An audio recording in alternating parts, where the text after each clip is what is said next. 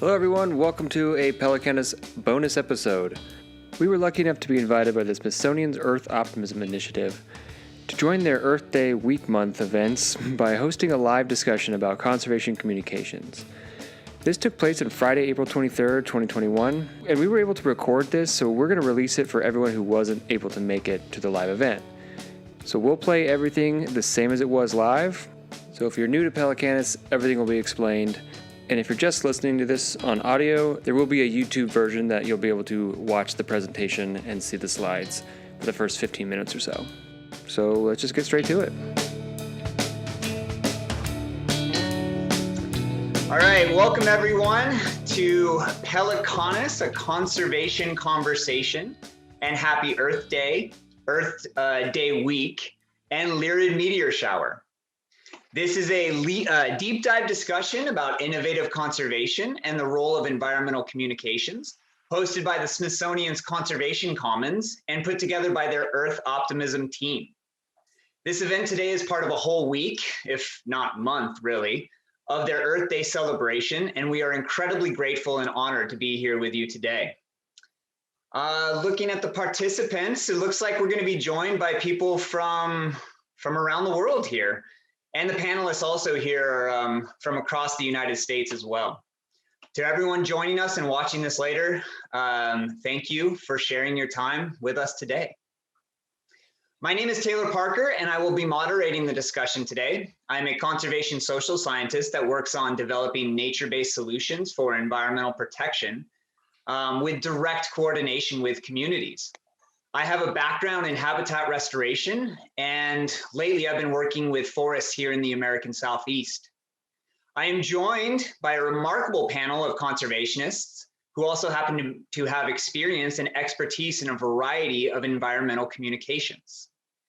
First up is my brother, Austin Parker, who is the president and co-founder of Pelecanus, a conservation-based nonprofit collective committed to telling innovative conservation stories and demonstrating optimism through science. He's also an endangered species wildlife biologist. His work focuses on the conservation of endangered species of coastal Southern California, but he's also worked around the world, including Jamaica, Chile, Costa Rica, and Peru. We're also joined by Andrew Rosales, who affectionately goes by Rosie. Hope that was okay to share, your nom de guerre.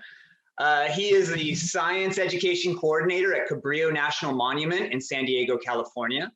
He leads hands-on science education programs for K through 12 students, focusing on native species that inhabit terrestrial and marine ecosystems within the park, while also inspiring the next generation of environmental stewards. And we're also joined by Megan Joyce. She's a digital content associate for Defenders of Wildlife, overseeing the digital communications on Defenders blog and website. She focuses on telling the stories of the conservation projects, but also of the passionate scientists and staff who are fighting every day to make a difference. Thank you all for being here today. We are going to discuss the process of creating environmental communications content for the sake of showing innovative and cutting-edge conservation and the role communications play in helping humanity thrive together on our shared planet. How we're going to do this is Austin is going to start us out with a short introduction into what Pelecanus is, and then we will open it up to a discussion amongst the panelists. If anybody listening here today has any questions, please share them in the little Q&A section. And as the moderator, I will collect them. And then as we're discussing, I'll bring up these questions with the panelists.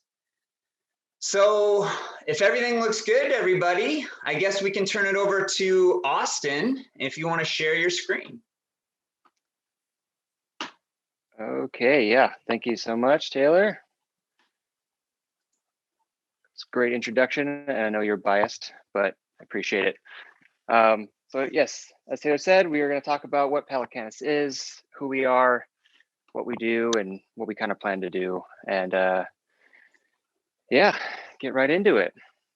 Also, this logo is done for us by Coyote Brush Studios. They do amazing work if you're ever looking for really cool California native artwork. So as Taylor said, we're brothers.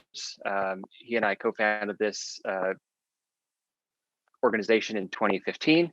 And just last year, we incorporated, made it a nonprofit, and we have a really, really cool group of people, really legit conservation professionals, some practitioners, some people that are more into theory, and we have some people that are not in the field as well. And I think they bring a really interesting perspective.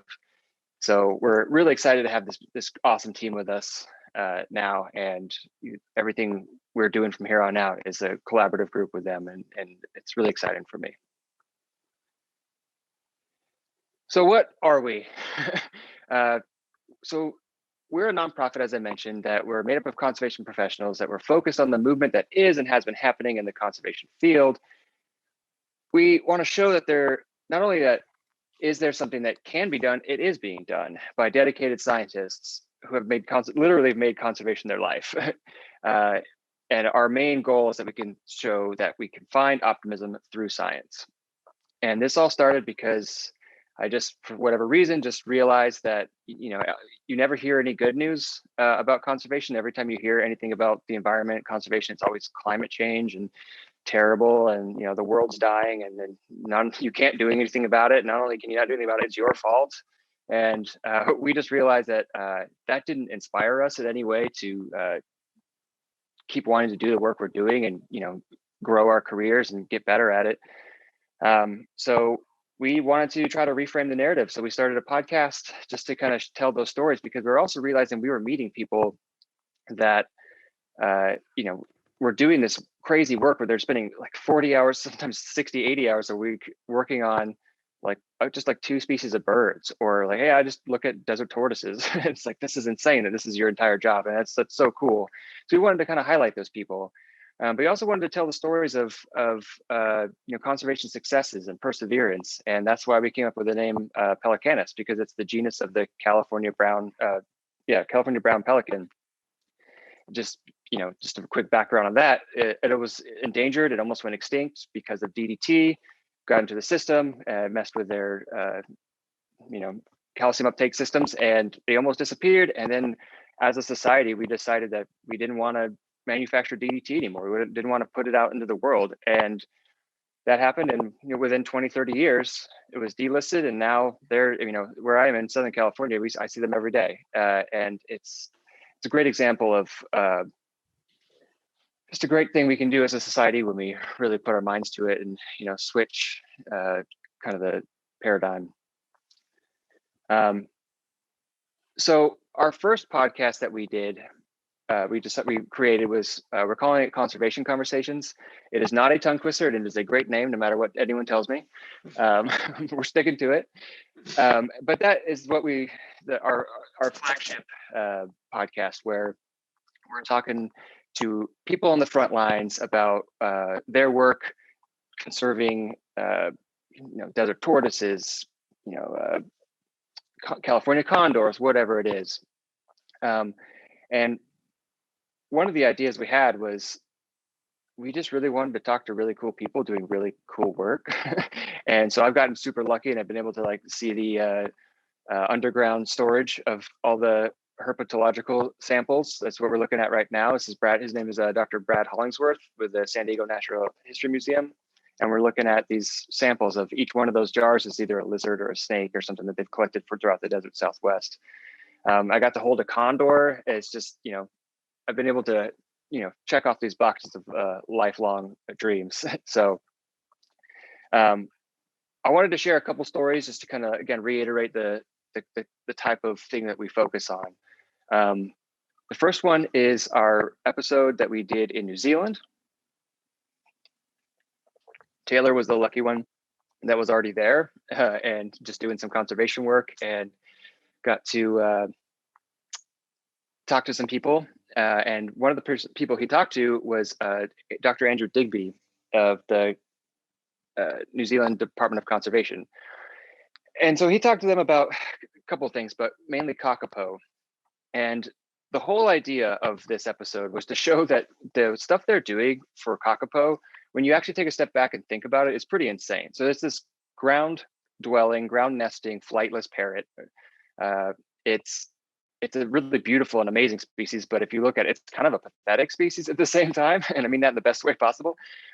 But what happened was they were kind of all throughout their historic range, and then with colonization and all these people coming in, there was rats and other ground-dwelling animals, and so it kind of destroyed their habitat and knocked their numbers back to where I think there was 19 total in the world at one point. And the DOC went in and Dr. Andrew Digby, and they removed all the rats and other mammals that were threatening them. But then they were also like, okay, well, we got to grow this population. So apparently kakapo are terrible parents. And so what they decided that they had to do was go in the middle of the night where they're hiking up these steep cliffs on an island with a bucket, and they go and they would steal their eggs and they'd swap them out with fake eggs, and they'd take the real eggs back to the lab and incubate them. And then later on they replace them because they just would forget that they had an egg and just leave it apparently, or they would just roll off and just like, go down a cliff or something. So they were like, we want to make sure that these individuals survive. So they started doing that, but then they realized that if it was just a plastic egg, the birds just kind of went, it's not moving, it's dead, and they would just abandon the nest, and then they couldn't reintroduce another egg or a juvenile bird. So they had to then create this like fake egg that shook every like certain number of minutes, and so it would just like reassure the parents that the egg was still alive.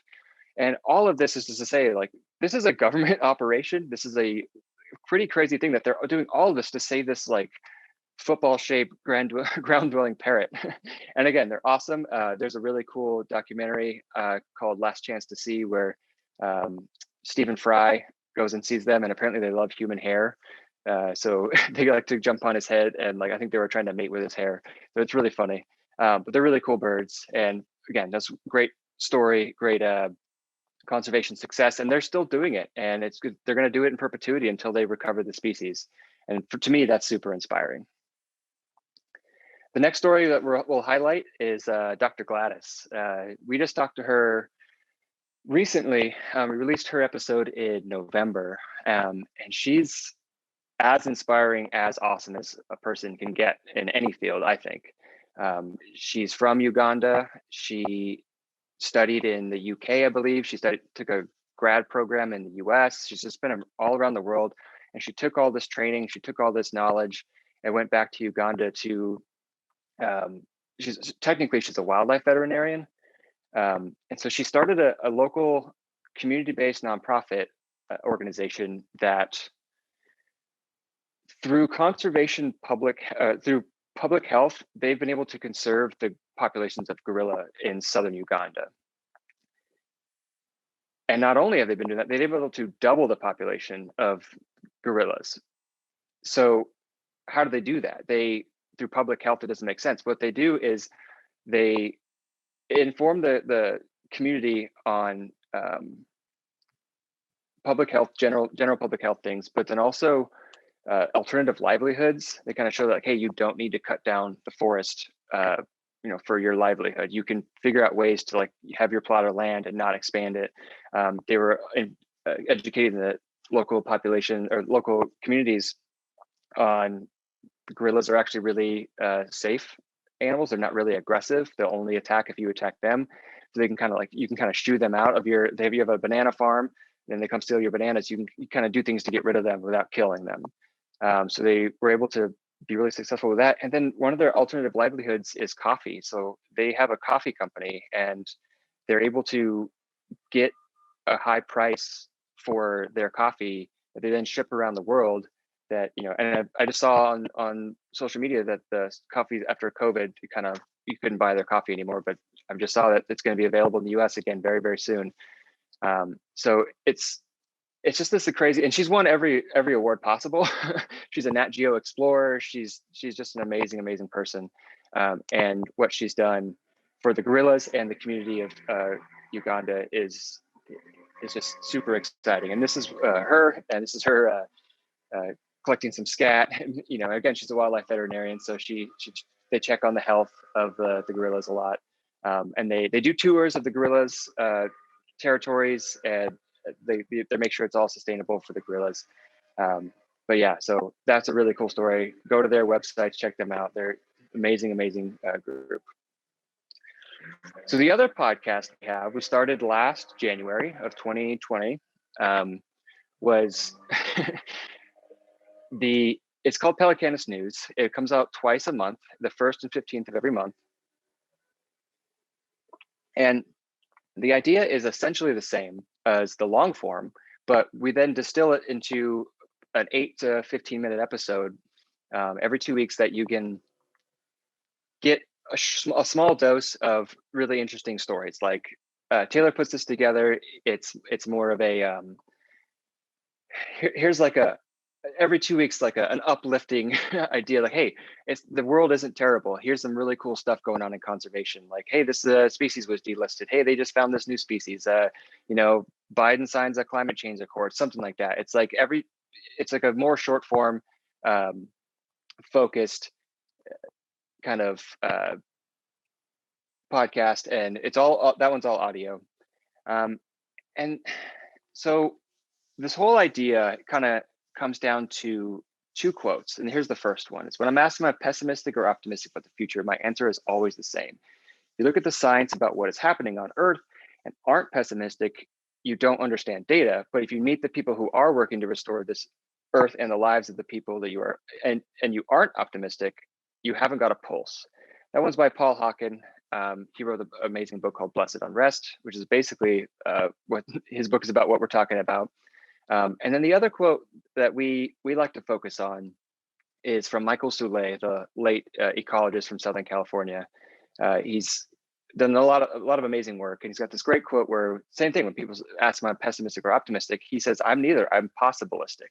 I like to think that with the right attitudes and change in society, we can figure anything out. And so we took that idea, and with a partnership with the Smithsonian, we now have a 3rd podcast that we put out today as our first episode. And ironically, we put out the first episode about Dr. Nancy Knowlton, who essentially started the Earth Optimism movement with the Smithsonian. Before she was with the Smithsonian, she was at UC San Diego at Scripps Institution, and a couple of the people started the hashtag Ocean Optimism Twitter campaign. And since then, when she moved to Smithsonian, they kind of came up like, how do we do some new things? And since she moved to Smithsonian, started Earth Optimism, it's all the same thing. It's all about reframing the narrative around conservation, about away from doom and gloom, which she and her husband are both marine biologists, and they were literally labeled Dr. Doom and Dr. Gloom for decades. And then over the last 10, 15 years, she's been really focused on reframing the narrative on, possibilistic attitudes of, we, through perseverance and good science, we can figure some of this stuff out. And her episode came out today again, and she's super inspiring. She's done a lot of great work, and coming from on the front lines of conservation to now working into communication it's super exciting. So that's a quick rundown of who we are and what we do. If you have any questions, you can email me or Taylor directly. Our social media is at Pelecanus Inc. And yeah, if you have any questions right now, you can drop them in the Q&A, and we'll get to them in a few minutes. Okay, I will stop sharing my screen, and we can start with the discussion. Terrific. Thank you so much, Austin. That is really cool. We did get a couple questions as you were talking, so I will share those. I'll make sure to share those with everybody as we go forward. But I think that was a great invitation, a great introduction to kind of what we're trying to talk about is, it's a recognition that so many of these environmental issues are very serious, but how can we be possibilistic? How can we start to approach these with a possibilistic mindset? So with that in mind, I kind of want to open up the discussion to everyone, to all the panelists here. And I think our first question here, I'm going to direct this to Megan to start us out. We each have our respective organizations and missions that we're working with. And so the question goes to you, what role do communications play in the work of conservation, especially with your focus with Defenders of Wildlife? Yeah, for sure. I think there is definitely a value in information sharing, and that's sort of the basis of all communications is, sharing what is happening, both the facts, and then sharing what we're doing about it and what the solutions are. And we, as a conservation, communications movement or field, are moving away from the assumption that just sharing facts will motivate people to act. And so, especially now, we are really trying to provide people with stories, and the stories of the animals, and also the stories of the people who are really passionate and really knowledgeable about everything that they're working on. And so, it's Defenders has nearly 2.2 million members. And so when we are doing our communications, we are trying to harness all of the passion that all of these, millions of people have for wildlife, and have them help us in what we're trying to do. And whether that is convincing, the Biden administration to, re-sign the Paris Agreement, or something much, much bigger than that, like a 30 by 30 initiative.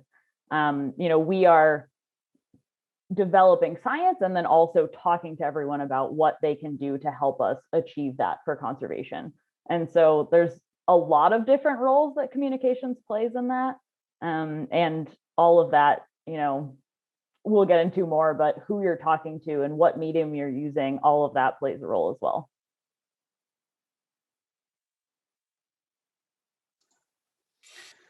Yeah, thank you, Megan. If anybody else wants to jump in, I guess we can just go like a round robin thing. If you, Rosie, or Austin, if you want to jump in and respond to that, or if you want to bring up another topic, feel free. Yeah, I was just going to add in that it's super important what Megan was saying, and I typically work with a lot of the students and youth here in San Diego County, so it's that telling that story that's so important, right? So you're seeing a problem maybe in your community or your local canyon or something, and then how do you share that story out to build that interest, to get that community activated to work on that solution, right? So one of the programs we have is conservation and comics. So it's that same thing. It's taking those conservation ideas, putting it into a comic book story, right? That you can share with other friends, maybe at your school or your neighborhood, just to bring that level of awareness, because being aware of all these issues can translate that into action. So the telling of story could be photos, it could be writing, it could be almost anything, but it's super, super important. Yeah, I think what I'll add to that, I guess, is, kind of what Megan said as well, is telling the stories is super important, because there's, like I mentioned, there's these people that are doing this awesome conservation work all over the world.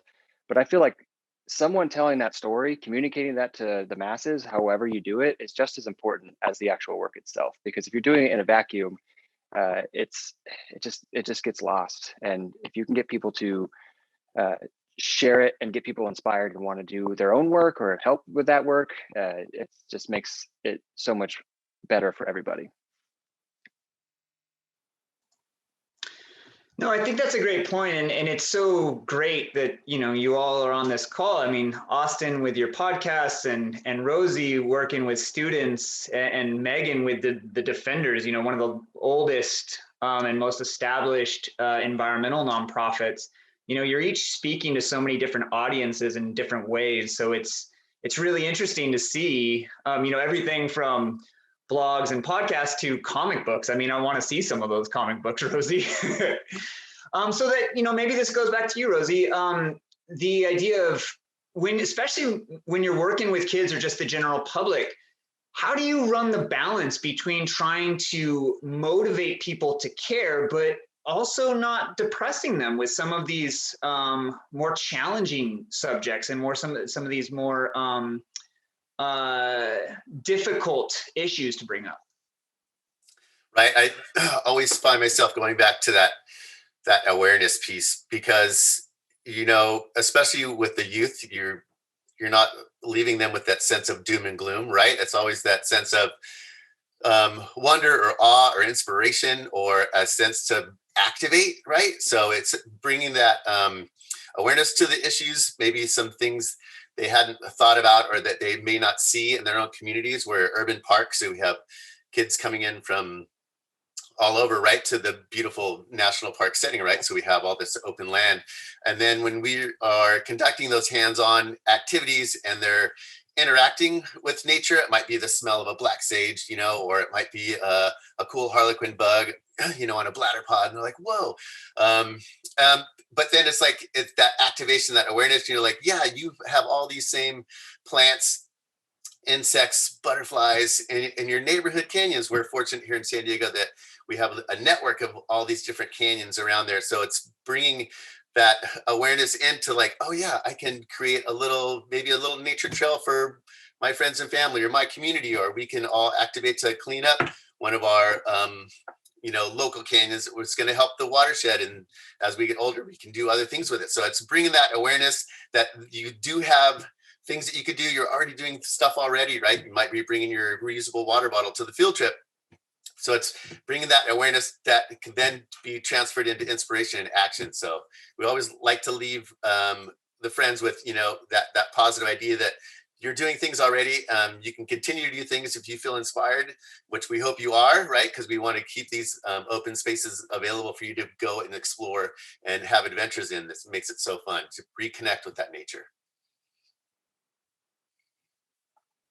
I think one of the benefits for me at Defenders, at least, is we are working on so many different things that I do have an opportunity to talk about, some of the more doom and gloom things. We talk about climate change a lot and, different development projects that are potentially going to destroy important critical habitat for imperiled species. But I also get to talk about all of the really cool initiatives that we do. And so when I'm planning out the schedule of our communications, I do try to balance and not say, there's drilling in the Arctic Refuge over and over and over. And at the same time, insert in, we have this really cool program in the Southwest where we have wildlife technicians who have a 6-month almost internship with us, and they are helping us with all of our coexistence practices with Mexican gray wolves. And they are out in the field and they write these journals and they just write about their stories of being out in the field and actually making a difference because they are seeing the Mexican gray wolves and they know that they are having a positive impact there. And so in setting up the schedule, it's nice to be able to balance some of the successes that we are having on a daily basis with some of the more dire situations. That's such a great point. And Rosie brings up the idea of awe, inspiration, and wonder. And I know for Austin, that's, one of his main motivations and the motivation behind creating the nonprofit. And I just wonder if, that's, well, I know it is because I see the posters on your wall. And that's one of the comments in the chat here is recognizing and saying, loving those posters behind you, Megan. So wondering, how much that plays a role in counteracting that doom and gloom is that awe, inspiration, and wonder, and what role that might play. I know on a personal level, I think that is an individual thing. Although when I am writing, I do try to, evoke that emotion in anything that I'm writing for Defenders, but it definitely is a personal thing. And I know we often talk in the conservation field about how do you stay motivated and where do you find inspiration? And I think for me, I'm always trying to learn something. There's so many things to learn just out in the world. And I moved during the pandemic to a new part of the country, and I'm right down the road from grasslands that have a wintering population of 25 at least short-eared owls. And I was there so often during the winter, just doing something new to me and learning about a new species that I'd never seen before. Yeah, you bring up something, make sure my mute isn't on. You bring up something really great with that inspiration and wonder. Maybe Austin, you could speak to this, how much that learning through the process of communicating comes through. And I know, like you mentioned with Dr. Gladys, and with Dr. Digby, and then as well as like maybe some of the other episodes like Dr. Debier and the Anteaters, there is this component where you think you have a good idea of the environmental challenges, and then you're going, whoa, I really didn't know as much as I thought I did. Yeah, I think the best comparison I can make is when I was working at Cabrillo with Andrew. I was like, I know my plants. I've been working with plants for 10 years. I know my plants. And then we spent one day with basically the bee botanist in Southern California in Baja, and I learned I think 50 plants in like 4 hours. And I was like, oh yeah, I guess I don't know my plants. And so it's the same thing where it's like you kind of like, you feel like, you know, you're in this field, you kind of have an understanding of what's going on in this field. And when you talk to someone like Dr. Debier, never even heard of them, never even heard of a giant armadillo or a giant anteater. I've seen giant anteaters at like the zoo or something, but the giant armadillos, I didn't. Maybe I'd heard about them or whatever, but I didn't realize they're like the size of like golden retrievers, and they have like this huge like velociraptor claw, and just like seeing that animal is it's just insane. And the fact that this guy traveled around the world, he worked in Tibet, Canada, Europe, Australia, I think, and then he ended up he's a French national. He ended up in Brazil, married a Brazilian his wife is like the leading expert on tapirs in his area. And so now he's just dedicated his life to giant armadillos. And again, that's the inspiration for me. That's the awe. Is it's like, wow, this person, this is what he's choosing to do. And so I wanted to get that across. Is like, that's the inspiration. It's like, yes, there's a lot of terrible things out there, but there's a lot of people, thousands and thousands of people that are dedicating their lives to fixing it somehow. You know, there's a through line with that when you know, when Andrew, when you're bringing up this the idea of the tactile experience of, you know, kids having the black sage and smelling the black sage on their hands when they're out there, or, you know, with this awe and this wonder with the giant armadillos, or the notebooks that your interns are sharing about wolves in the Southwest, Megan. What that brings up for me is, you know, what are some of so that's the awe, that's the wonder, that's the inspiration, but what are some of the challenges that you guys experience in communicating some of these environmental issues? I could see that it would be challenging to, unless you're a poet, how do you describe the smell of the black sage or you know, those kinds of experiences? Maybe Rosie, we go to you on that one. Yeah, I think it's just through that contact, and then sharing those experiences. So, right, you create that awe and sense of wonder, and that, wow, this is really a special place. We have some really special things happening here. And then it's kind of that door opens up a little bit. You know, it's, yeah, you know, I've always liked like plants, or I've always liked being around the ocean. So it's opening up those avenues like, well, yeah, there's jobs available for you. This could be a career path, you know, if you're really into this, that maybe a young individual may not have thought about, right? And so that's part of it as well, is creating that awareness and awe, but also like, oh yeah, I can take this awe and wonder and then use that to build a future for myself and maybe even my family, right? As a career option that they maybe not have thought about. And so I don't know. So I think that is kind of going in that direction. I don't know if I actually answered the question correctly that way, but.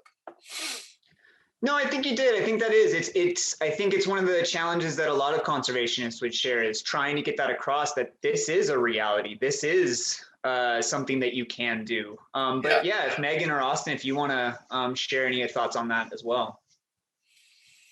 I think one of the things that we as communicators struggle with too is the method of sharing that message. And so, you know, if you're trying to, the smell is a little bit hard in a digital world, but, you know, are you using a video, or are you using a blog with, you know, written stories? And, you know, if there's a lot of geographical data, are you using a story map that combines a lot of writing as well as some, you know, GIS mapping? And that's one of the different ways that it depends on what your goal is with the message and what you're trying to share. And Megan tapped into something there. It's really neat that the GIS tool, with the story mapping, right? So you can have that, you can have the data, you can have the words describing what's happening, maybe some super cool recovery, but then you can also have that amazing photography that really touches and grabs people, and then along with those the three facets of that can build that inspiration, like, wow, I didn't know this was happening right in my backyard, how can I get involved, right? And so it's multifaceted, like Megan was saying, but that can be super powerful. And I guess I'll share, in terms of challenges, I'll share a story that one of the last jobs I had, we had a group come out and wanted to pick up trash in one of our reserves. We said yes, we coordinated, get out there trying to get like an inspirational speech and kind of talking about the area, because there was like a really cool area that had like all these different habitats that were all right next to each other, and just kind of explaining how cool this is because it was an urban preserve. And I was like, hey man, hey guys, this is really cool. This is a really awesome place, watersheds, all that. And it's like, it's really complex, and I've got 2 degrees in this and I still don't understand this. And for whatever reason, that everyone just shut down. They were just like, oh, 2 degrees. Oh, all right, I guess we won't mess with this guy. He's got 2 degrees. And so, it's a challenge because you want to get it across, get the message across. But like when you're talking to adults that are in their 40s, 50s, 60s, they're like, hey man, I'm an adult. I know what I'm doing. Like, you don't tell me. And you come across as pretentious, saying like, hey, you're actually doing it wrong. Here's the right way to do it. And it's like, hey, that's not actually what I'm trying to say, but it's coming across that way. So that's a huge challenge for us, is trying to tell these stories without saying like, hey, look how cool we are. Yeah, and I think you're touching on a couple things there, Austin, especially as scientists as well. It is very difficult because, a lot of the stuff that I know that I've worked with can be a little bit more esoteric and a little bit more, just focused on only a handful of people that really understand some of these theories. And I know Megan and I have had personal conversations where that's exactly why I became a photographer. That's the literal only reason, because I'm trying to explain to folks, the work I'm doing in New Zealand or elsewhere, and you just get these blank stares and you go, just look at the photo. And so that's part of it, is, finding the appropriate message and to speak to the audience that you're working with. I can't believe it. We're at 38 minutes here. So I want to be mindful of the time. We've probably got another 10 to 15 minutes going forward. And we're actually getting some really great questions in the Q&A. So we'll just go until, we're hitting all those. But before we get to the Q&A questions, we've touched on this a little bit, but I'm just curious to hear everybody's thoughts on, some of the more inspiring conservation stories, or where you actually get inspiration to tell these stories, to get this across. I don't know, maybe Megan or Andrew, you guys anyone wants to, first person to jump on, how about that? I'll volunteer Megan. Thank you. You volunteered me for the first question as well. I think one, inspirational story is actually a whole set of stories. In March, which is Women's History Month, Defenders just put together a 4-part series just featuring 4 different women in conservation from all across the country, doing all different things in different stages of their careers. And that series, putting that together for me, was personally really inspiring because I got to work with all 4 of these awesome women, some internally at Defenders and some guest authors for us. And it just solidifies that there's no wrong way to get involved in conservation. And everyone is, dedicating their lives to doing this stuff. And so it's a externally inspiring, set of stories, but also for me, that is the stuff that I absolutely love to do about, conservation communications. Well, I think Sorry, I just wanted to say, and some of those women are actually watching this right now. I'm seeing some of their comments in the Q&A. So hi to everybody there as well. So sorry, Andrew, I didn't mean to cut you off. No, it's super important. one of my colleagues is the AAAS on that. So the female scientists, I find inspiration myself, not having that science background, have had the ability to work with some amazing female scientists that I'm inspired by all the time. And with that, there was one when I think it was a year, maybe was it 2 years ago already, with the Zoo Global U.S. Fish and Wildlife and San Diego University, and I think it was the Conservation Biology Institute, put out the quinoa checker spot butterfly here in San Diego National Wildlife Refuge. And so that partnership with all those folks trying to get that native butterfly species back into the field here in San Diego was super inspiring. All the work being done in the back end of that with the larva, and getting everything out in the field, and monitoring that as they're moving forward. All these really super cool projects that, it's that network and finding the other people like-mindedness, and then just having the courage to just go for it, because I mean, that's the only way a lot of these things are gonna change or have that first step to make that snowball start going, down the hill with bringing some of these species back. So it's super important. So, I'm fortunate that I get to, my classroom is a national park. So I'm inspired every day. I love that. That's so true, because it is a beautiful spot as well. I know Austin has so many different inspirational stories. And so I do want to move it into some of the questions that we're getting from people. And maybe Austin, we can lead you off with this, and you can tie in some of your inspirational stories. I think the first question we've got is a great question from Jorge Aleman here. And he's asking, what is your process for deciding which stories to pursue? It must be hard to decide with all the great science going on. And I know you've had a lot of experience with trying to figure out which stories to go for, which ones to prioritize and such. And so maybe, you could wrap those kinds of ideas together. Yeah, that's shifted over time. When we first started, we would just talk to whoever would talk to us, and over time, we've kind of been able to reach out to people like Dr. Gladys or Dr. Debier, these people that are, talk to us from Uganda or the middle of Brazil. And the selection process really is just, exactly what we said. Is like that possibilistic attitude that like, are they on the front? What are they doing? And even then, like a lot of times when we pitch this, people like we talk to people at the Joshua Tree National Park, and we want to talk to them about their work with desert tortoises. And like, I don't really do any like uplifting, positive work. Like it's kind of not going well. And like, oh yeah, that's the story though. The fact that you're here and the fact that you're doing this, that's the story. That's the inspirational part. And like, oh, okay. And it usually clicks.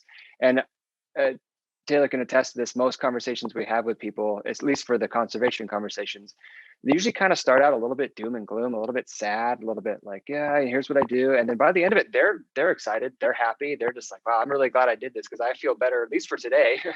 And which is great, because I think that's the kind of like, we want to like start off with, hey, what's the problem? Because obviously there's a problem. That's why we're talking to these people. But like, we want it to end with like, yeah, here's what we're doing about it. And that's where I find inspiration, is all these amazing people.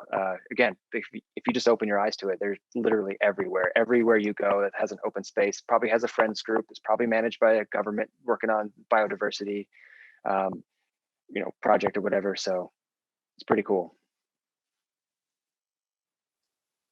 I love that. That's a great point.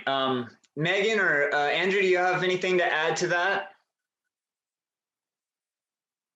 No? I know you guys do, but for the sake of doing this, I'm checking some of the other questions, and the next three are actually somewhat related. And I know Megan has a lot of experience with these things. So I'm just going to kind of read off these three questions a little quickly, but you can see kind of how they're related and just any of your thoughts on them. So do any of y'all have some tips for how to reframe the conversation? I'd love to hear about possible hooks for folks to care about conservation. Similarly, what do you do in your respective organizations to make sure that you aren't just speaking in echo chambers? I think that everyone here can attest to that. And then similarly, how do you motivate already well-educated or informed people to make behavioral changes?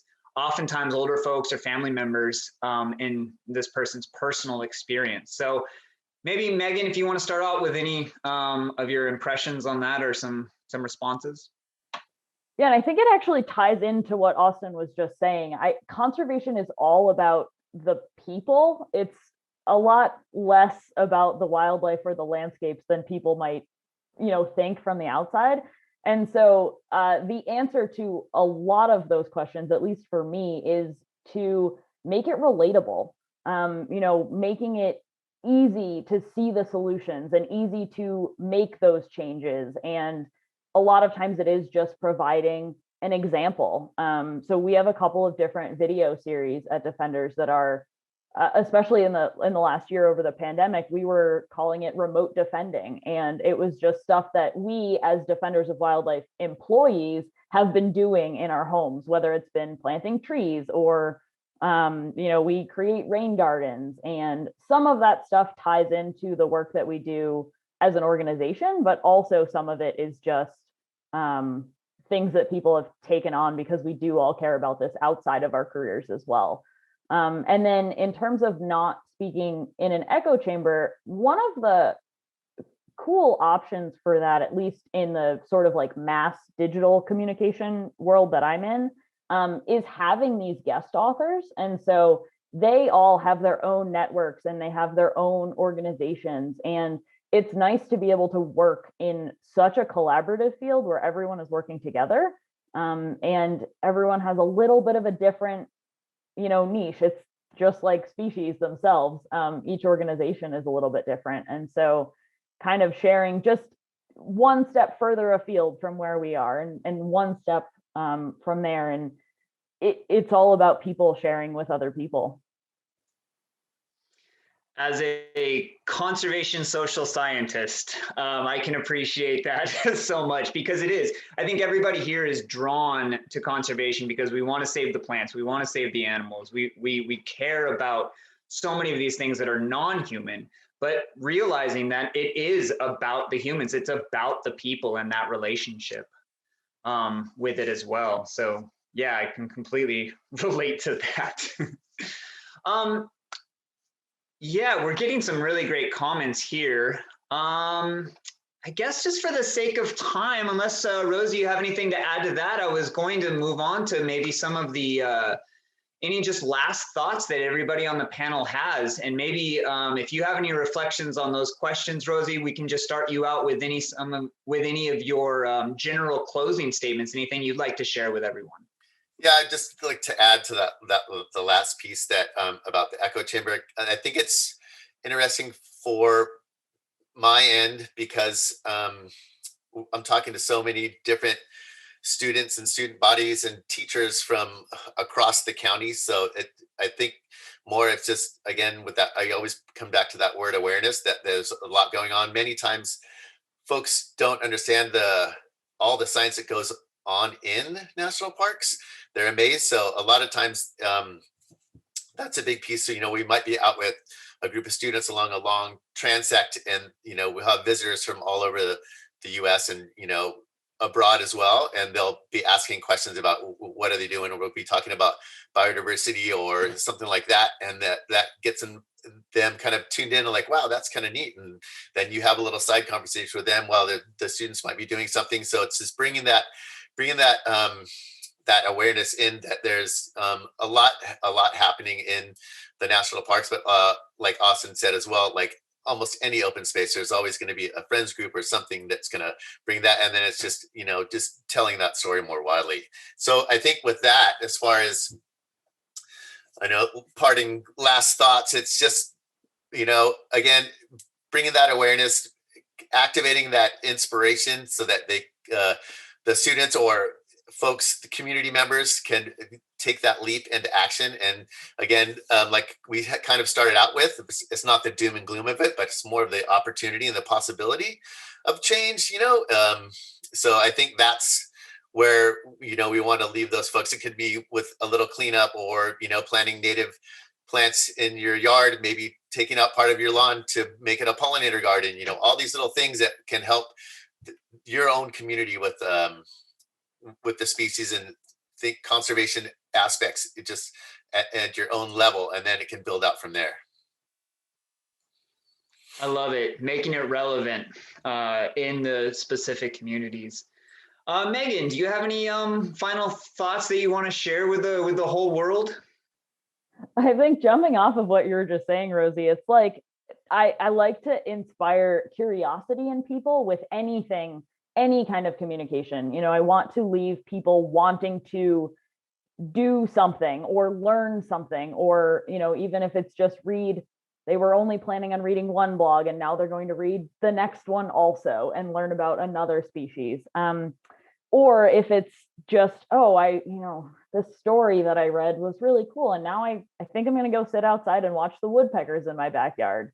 It's doing something, anything, taking that first step. And that's the sort of inspiration that should come out of all of our communications. Yeah, as Jorge mentions here in the question and answers as well, at STRI, we often have more engagement when we tell stories of science as it's happening, rather than just sharing the results of certain research. Leaving people wondering certain things is great for generating curiosity. And then also, and I love this approach. I used to call this the crocodile hunter approach when I was leading nature walks early in my career.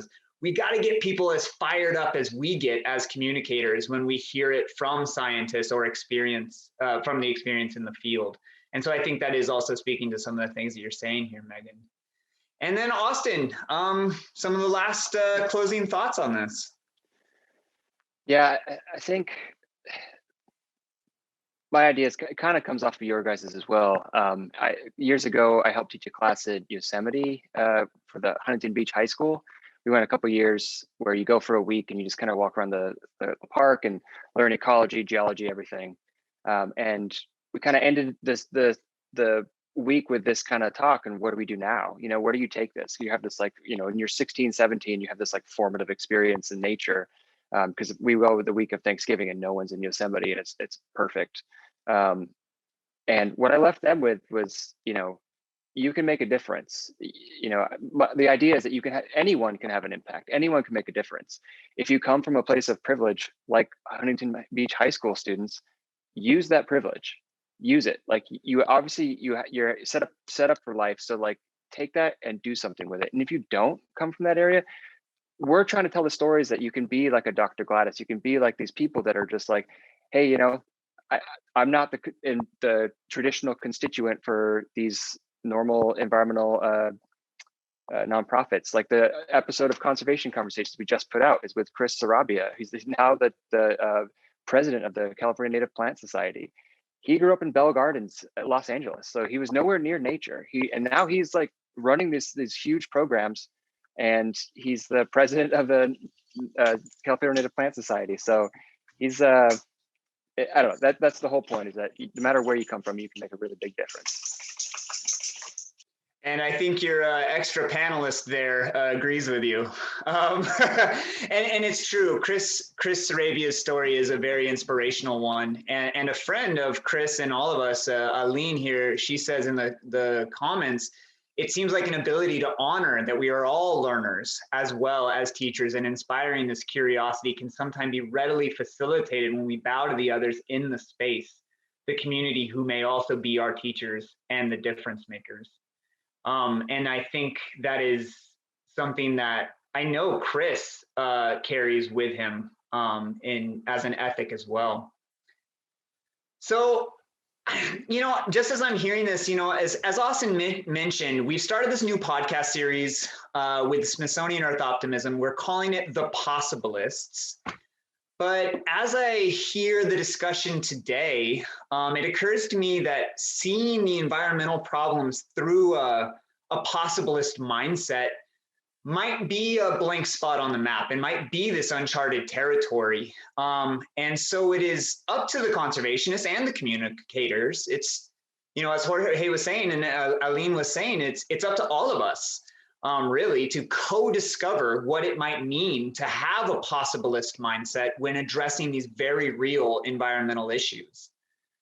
So maybe that's the thought. Maybe that's even the challenge that we'll leave everyone here with today. How can you have more of a possibilistic environmental mindset in your own ethic and in your own work and practice? So thank you. I think this was a lovely discussion, and everyone in the conversation and the Q&A and the chat was so wonderful.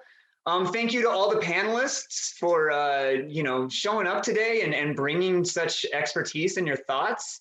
And thank you also to the wonderful people at Smithsonian for putting this together and hosting, and everyone showing up today in the audience as well, who has chosen to care about this issue and to care about this shared home that we all inhabit. So thank you.